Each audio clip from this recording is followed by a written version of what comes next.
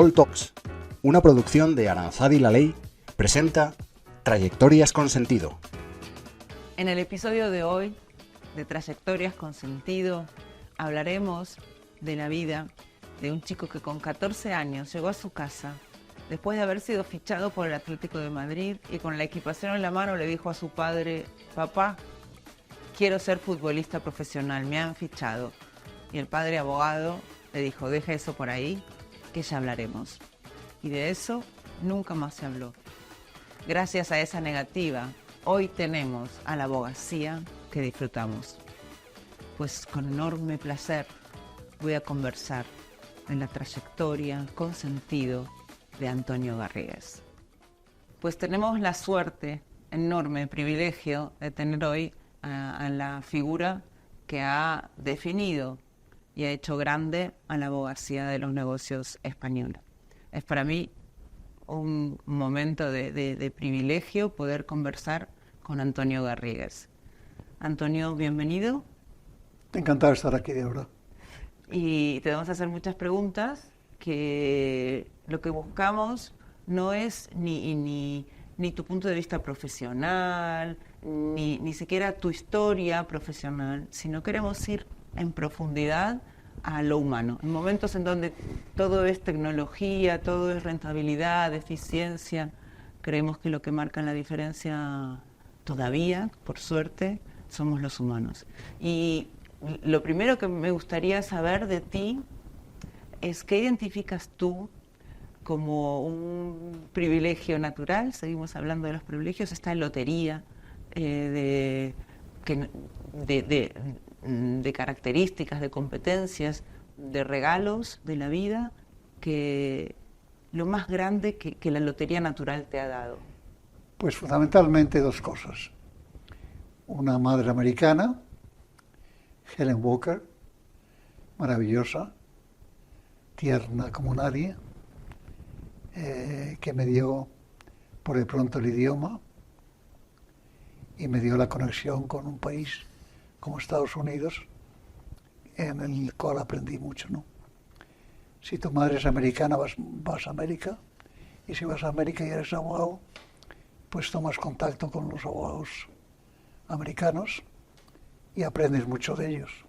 Uh-huh. Yo me acuerdo que cuando la primera vez que fui, yo me encontraba que había despachos ya americanos con 200 o 300 abogados, cuando en España la norma básica era una especie de abogado jefe y un pasante, y se acabó el tema, ¿no? Y de ahí sacamos la idea, pues, de hacer algo similar a lo que se hacía en Estados Unidos, ¿no?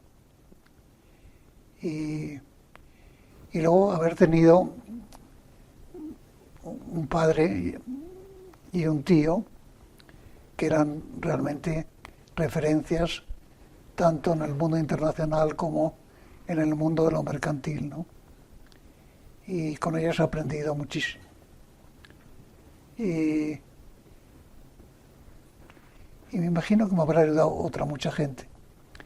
De vez en cuando el ser humano en eso es muy poco agradecido, ¿no? Hay mucha gente que nos ha ayudado mucho. Pero tenemos tendencia a olvidarnos. Tenemos tendencia a pensar que el mérito es únicamente nuestro. Y eso es un error absoluto. Un poco de humildad permanente es, yo diría, que un valor inevitable para ser mínimamente justo. Dicen que los privilegios son invisibles a quienes los disfrutan. Y uno tiende a creer que es puro mérito de uno y tomar conciencia de todos los factores, personas, condiciones que lo han llevado, sirve para agradecer, pero también para mirar con un poco más de consideración a los que no han tenido esos privilegios, ¿no? Hay que leer a Ortega y Gasset cuando dice la famosa frase: yo soy yo y mi circunstancia.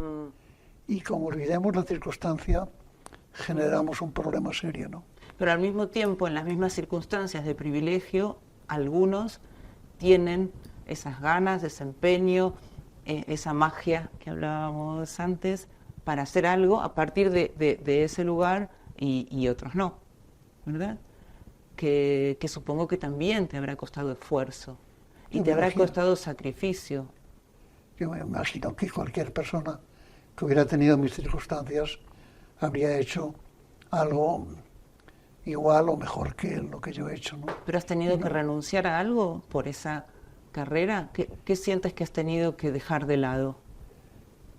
Bueno, primero y ante todo, yo lo que quería ser es futbolista, que eso es muy importante. Y siempre y eras bueno, ¿no? Y jugaba al fútbol. Yo creo que es lo único que he hecho bien en mi vida, realmente. Yo jugaba al fútbol realmente muy bien. Te han llegado a dar la equipación, pero no la has podido estrenar. No. Mi padre me dijo, devuelve eso. Sí. Ya hablaremos. Ya hablaremos. Además de eso, ¿qué quería ser? Yo era un buen poeta. Y creo que sigo siéndolo. Y me gusta escribir poesía. Y sobre todo ahora me gusta escribir teatro, ¿no? Y he escrito como 50 obras de teatro.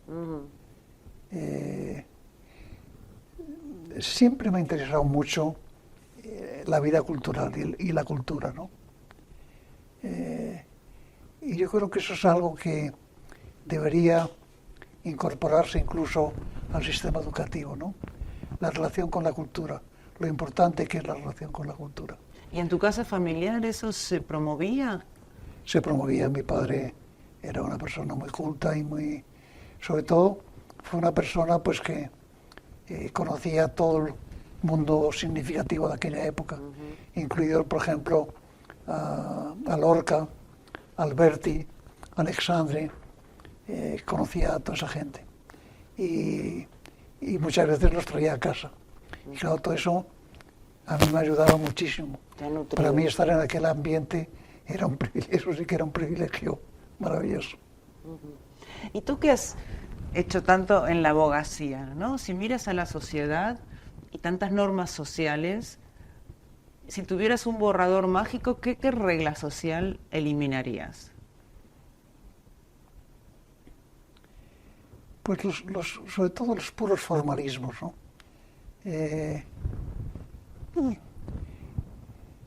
El ir al grano. Porque los formalismos impiden darse cuenta de cuáles son los problemas auténticos, ¿no? Ortega y Gasset le decía a los argentinos a las cosas. Bueno, pues eso es lo que tenemos que recordar permanentemente, que hay que ir a las cosas. Y ese mensaje no se nos puede olvidar nunca. Y en tu vida porque además de las reglas sociales están las normas que cada uno se pone, sus códigos deontológicos individuales, y ¿hay alguna cosa que te hayas prometido en otra época que nunca harías, nunca haré esto, pero que luego las circunstancias han cambiado y que hayas decidido sí hacerlas? La verdad es que no le he dado muchas vueltas a esa pregunta. Me imagino que habrá muchas, ¿no? Que me he dicho a mí mismo, nunca lo haré, y luego lo he hecho, ¿no? Pero le doy vueltas a la cabeza y la verdad es que no me acuerdo de ninguna. Puede ser una vanidad torpe, ¿no? Pero la verdad es que no me acuerdo tener cosas que me hubiera dicho, yo eso nunca lo haría, y no hacerlo.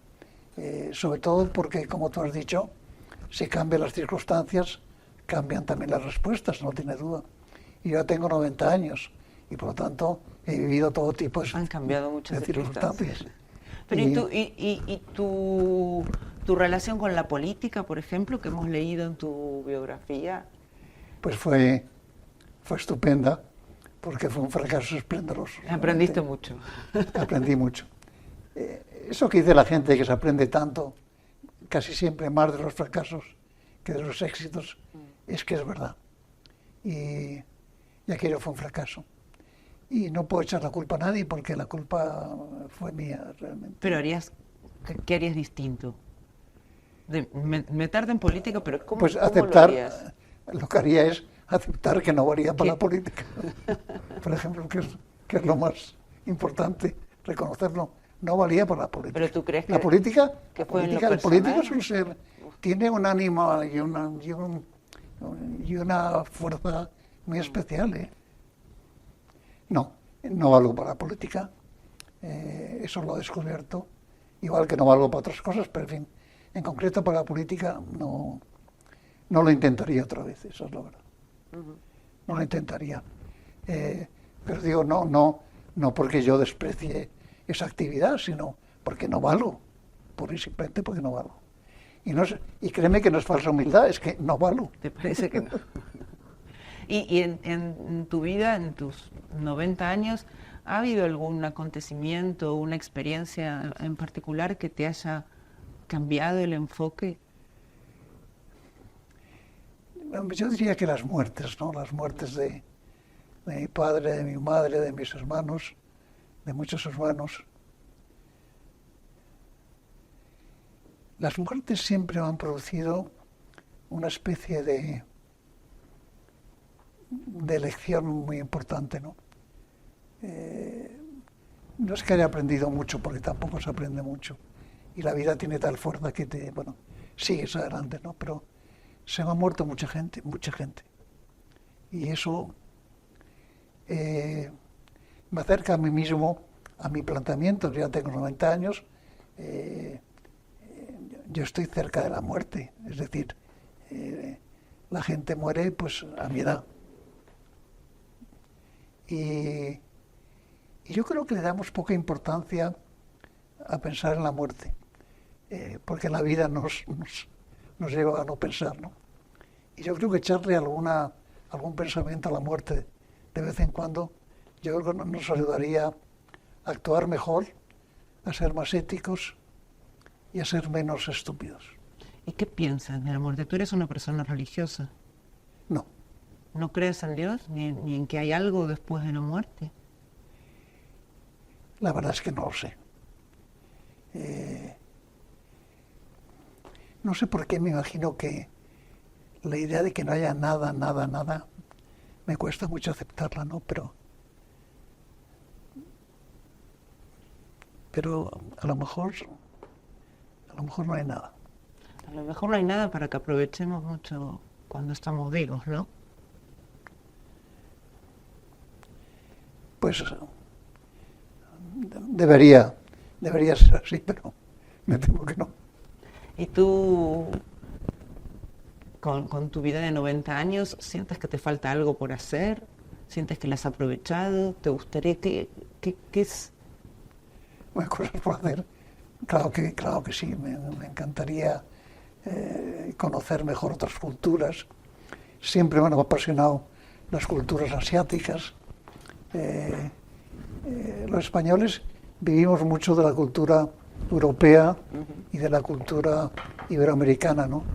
Pero, por ejemplo, yo ahora estoy descubriendo la maravilla que son países como China o como India o como Corea del Sur y sobre todo como Japón, ¿no? A mí lo que me interesa ahora son conocer a fondo otras culturas. ¿Y cómo te acercas a otras culturas? Yendo a esos sitios. Vas y... Leyendo y conociendo sobre esas culturas, ¿no? Vas y lo aprendes. ¿Pero qué haces cuando vas? Porque mucha gente puede ir de turismo. ¿Cómo se eso acerca no. uno realmente a una cultura? Jamás he ido como turista a ningún sitio. Bueno, jamás no puedo decirlo, me imagino que sí, pero digo que por regla general no voy como turista, ¿no? A mí, por ejemplo, si voy a Japón, pues me interesa mucho conocer su cultura, conocer sus lugares significativos, sus creencias religiosas, culturales, en fin, todo ese tipo de temas, pero como turista... Y ahora que estás con la cultura japonesa, ¿qué deberíamos? ¿Qué te gustaría que importáramos? Bueno, cada cultura tiene sus ventajas y sus inconvenientes, ¿no? La cultura japonesa tiene algo que es muy significativo, que es el respeto al otro, ¿no? A mí me encanta el saludo japonés, cómo la gente se saluda, no digo reverenciando, pero inclinándose hacia el otro, ¿no? Y cómo se reconoce a la gente importante, que generalmente es la gente mayor, el respeto a la gente mayor y ese tipo de temas, ¿no? Y luego la ética de las culturas, cada cultura tiene su ética, ¿no? Y yo siempre he dicho que sin ética la vida no merece la pena, es decir, sin ética no se puede vivir, es decir, no se puede ser malo. Yo siempre digo que ser malo es estúpido, es decir, le digo a la gente, si es que siendo malo no lo pasas bien, si es que es fatal ser malo. Es que ser bueno es una cosa estupenda. Y cuanto más bueno seas, mejor lo vas a pasar. ¿Y cómo se manifiesta ser bueno para ti? ¿Qué es ser bueno? Ser buena persona, ¿qué es? Respetar al otro. Pensar con toda firmeza de que el otro puede tener tanta razón como tú. No ser dogmático, no ser esa expresión española de lo que yo te diga. Cuando hay una discusión, uno afirma una opinión y dice es lo que yo te diga, ¿no?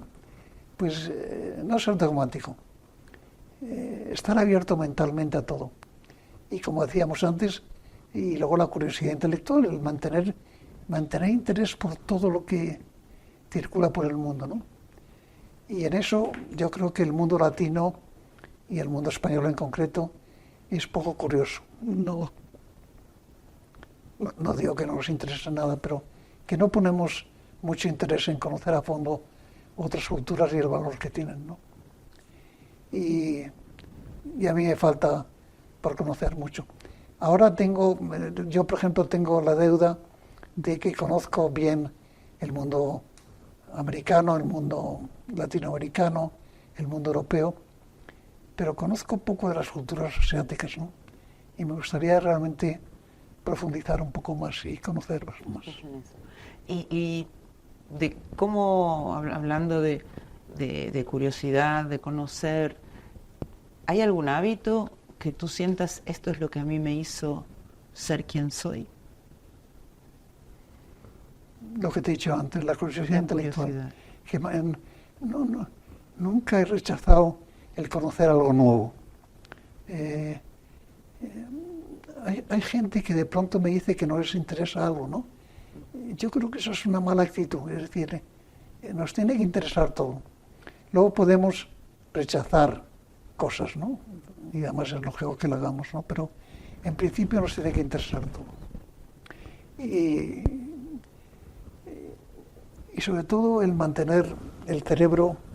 Yo siempre digo que el cerebro es un músculo y que hay que ejercitarlo como otro cualquiera.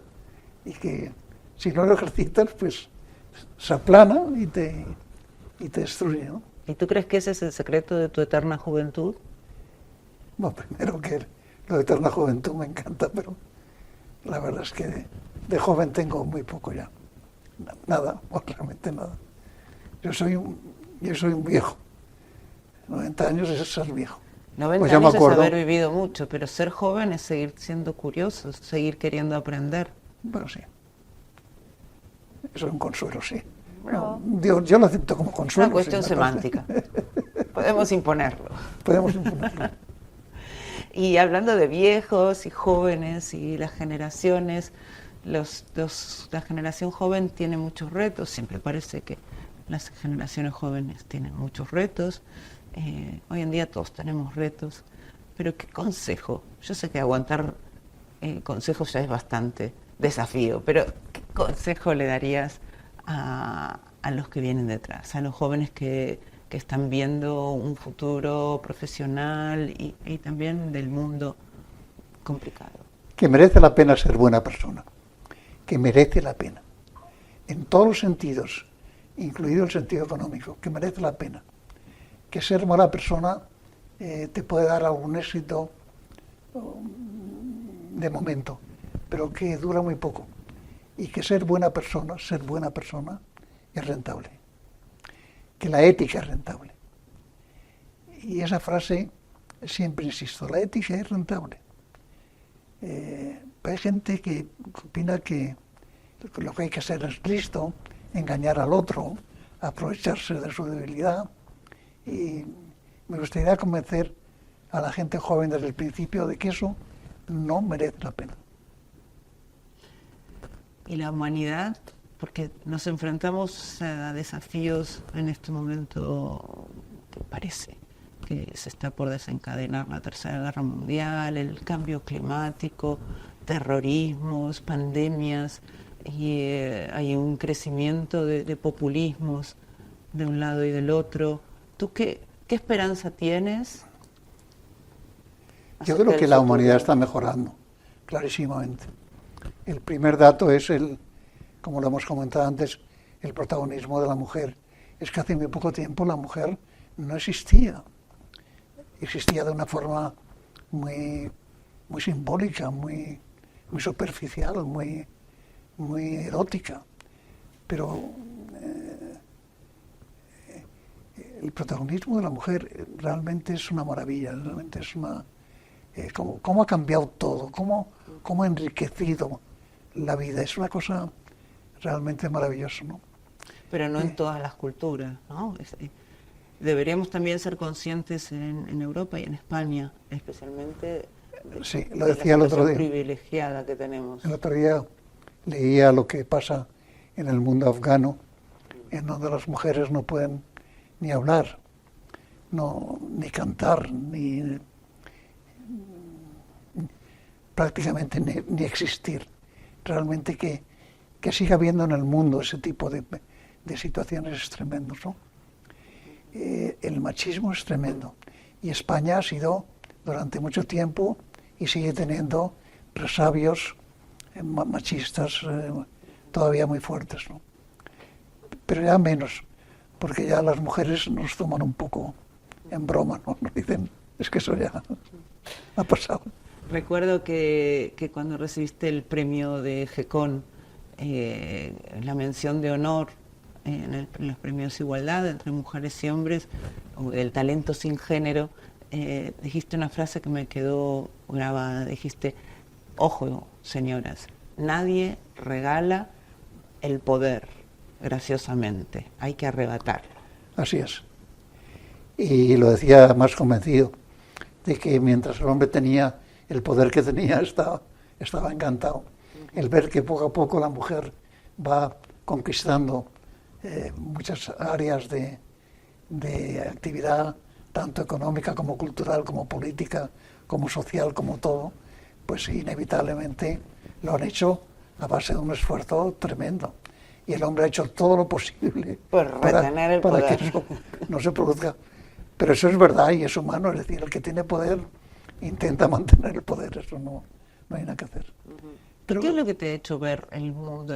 Hubo un momento en donde miraste y dijiste, pero ¿qué pasa que todas corbatas? ¿Qué pasa que en tu biografía a mí me llama la atención que Borja y Carlos hacen un recuento tan minucioso de las personas que te acompañaban en cada proyecto y casi no hay mujeres? ¿En qué momento tú te diste cuenta esto no es normal? Pues me imagino que hubo, como es lógico, varios momentos, ¿no? Pero, por ejemplo, en la abogacía me di cuenta de que cuando elegíamos candidatos, la mayoría acababan siendo mujeres, ¿no? Tenían más fuerza, tenían más interés, más capacidad de trabajo. Una de ellas me dijo, y cuando llega el momento tenemos más mala uva. Bueno, lo decía con otra expresión, más dura, ¿no? Pero eso se me quedó grabado.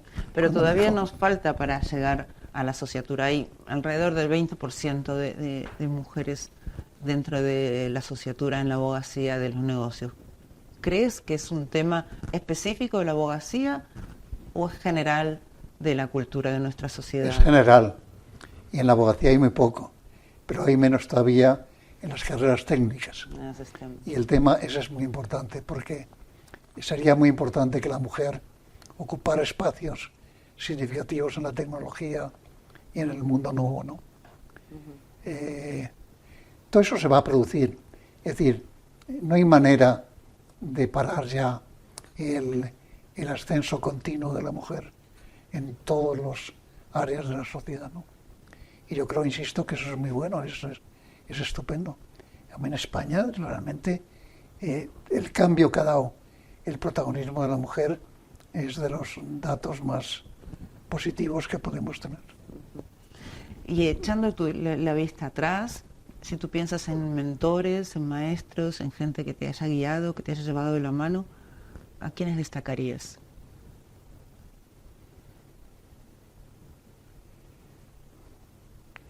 Pues yo diría que a mi padre me influyó mucho. Mi tío Joaquín, que era un gran mercantilista, también me influyó mucho y me enseñó mucho.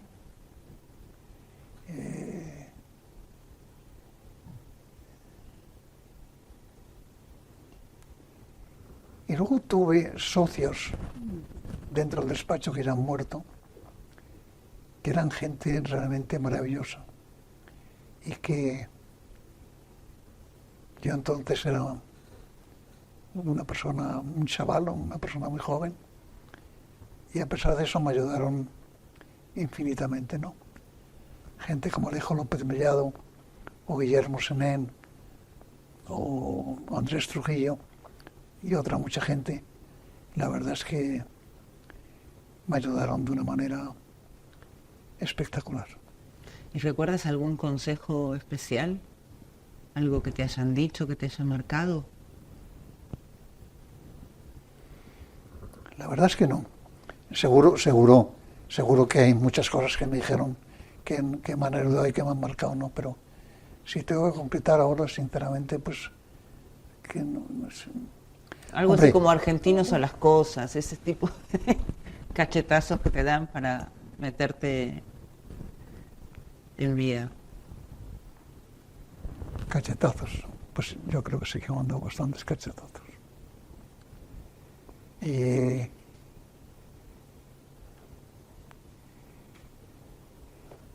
Pues lo voy a pensar. Pues nos queda para la próxima me parece entrevista. Una pregunta muy importante para no saber responderla, de verdad. Pues probablemente es que hayas internalizado también, que no te queden las palabras, pero que haya quedado la enseñanza. Así es. Y para terminar, nosotros tenemos, este ciclo se llama Trayectorias con Sentido. Y al final la trayectoria de una persona es lo que pasa entre el propósito que uno tiene y el legado que uno deja. Han dicho. ¿A ti qué te gustaría que dijeran cuando ya no estuvieran más aquí? Ustedes.